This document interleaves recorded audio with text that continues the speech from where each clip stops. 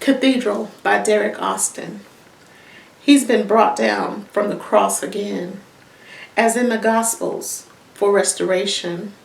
Limestone Christ, entombment seen, soon cleansed the mold and grime, the divine enfleshed in dust, the flesh of time.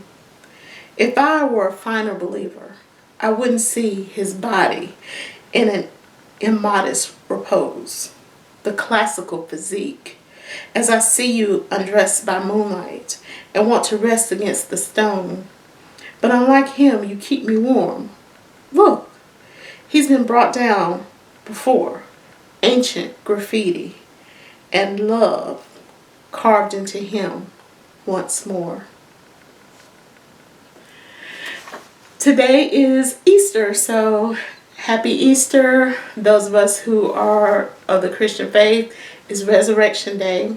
There's also an additional day of remembrance in that this is the day that we celebrate.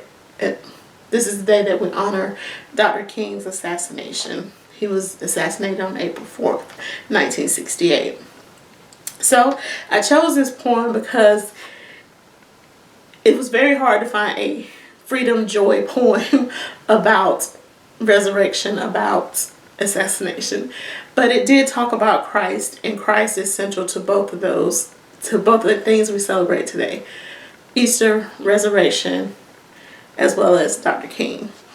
And I really enjoy this poem because it shows, as you're reading, you're thinking about the Christ that was crucified in the Gospels, but he's really describing a Christ statue that is being brought down to be cleansed and yet again carved. And we know that the story of Christ, his sides were pierced with, and so it was love that kept him there and that carved that into it. But at the same time, the statue is undergoing restoration, and that love is being carved back into it.